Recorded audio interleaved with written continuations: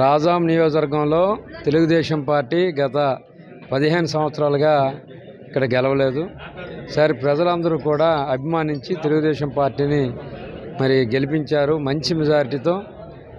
అలాగే ఈ నియోజకవర్గంలో చాలా మౌలిక సదుపాయాలు చాలా దారుణంగా ఉన్నాయి. గత 15 సంవత్సరాలుగా అన్నీ పోవడం జరిగింది. సో మళ్ళీ ఇప్పుడు ఈ రాష్ట్ర ప్రభుత్వం చంద్రబాబు నాయుడు గారి నమ్మకంతో ఈరోజు రాష్ట్రంలో 160 సీట్లు రావడం జరిగింది.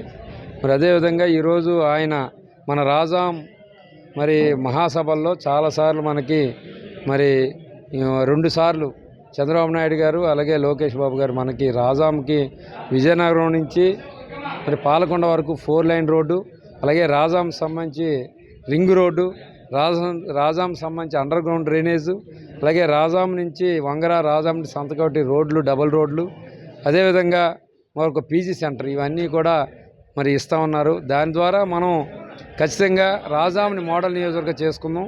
ఇప్పటికే రాజాం మన అంబేద్కర్ జంక్షన్ నుండి జిఎంఆర్ వరకు కూడా రోడ్డు పూర్తిగా పాడైంది. 1 ఇయర్ నుంచి వందలాది మంది కాళ్ళు చేతులు ఇరిగిపోవడం అయితేనేమి, ఆటోలు పడిపోవడం, 2 వీలర్స్ పడిపోవడం, 4-5 చనిపోవడం కూడా జరిగింది. దాన్ని కూడా దృష్టిలో పెట్టుకొని చంద్రబాబు నాయుడు గారు మన సీఎం గారు ఇమీడియట్గా దాన్ని కూడా రిలీజ్ చేసి దాన్ని కూడా ప్రజలకు తీసుకొస్తాం. అలాగే ఈరోజు ఏదైతే చంద్రబాబు నాయుడు గారు ఎలక్షన్ ముందు ప్రజలకి మాట ఇచ్చారో అవి సూపర్ 6 ఈరోజు ఒక్కొక్కటి చేయడం జరుగుతుంది. ఈరోజు మెగా డిఎస్సి ఇప్పటికే ఇవ్వడం జరిగింది. అలాగే ఈరోజు జూలై 1కి 7,000 రూపాయలు ప్రతి పెన్షన్ దానికి ఇవ్వాలని నిర్ణయించడం జరిగింది. ఖజానా కాలైనప్పటికీ ఇచ్చిన మాట ప్రకారం అన్నీ కూడా చేయడం జరుగుతుంది. అలాగే మౌలిక సదుపాయాల పట్ల, అలాగే మన యువత పట్ల అన్ని విషయాల్లో ఈ ప్రభుత్వం జాగ్రత్తలు తీసుకుంటూ దేశంలోనే అగ్రగామిగా, దేశంలోనే ఏపీ నెంబర్ 1 ఇండస్ట్రియల్లో కానీ, లేకపోతే ఉద్యోగాల విషయాలు అయితేనేమి, ఇన్ఫ్రాస్ట్రక్చర్ విషయాలు అయితేనేమి అన్నీ కూడా ఈ 5 సంవత్సరాలు చేయడం జరుగుతుంది. అదేవిధంగా పోలవరాన్ని సోమవారం పోలవరంగా మన నాయకుడు చేసుకున్నాడు. ఈ దేశంలో విజనున్న రాజకీయ నాయకుడు ఎవరైనా ఉన్నారంటే ఖచ్చితంగా చంద్రబాబు నాయుడు గారు.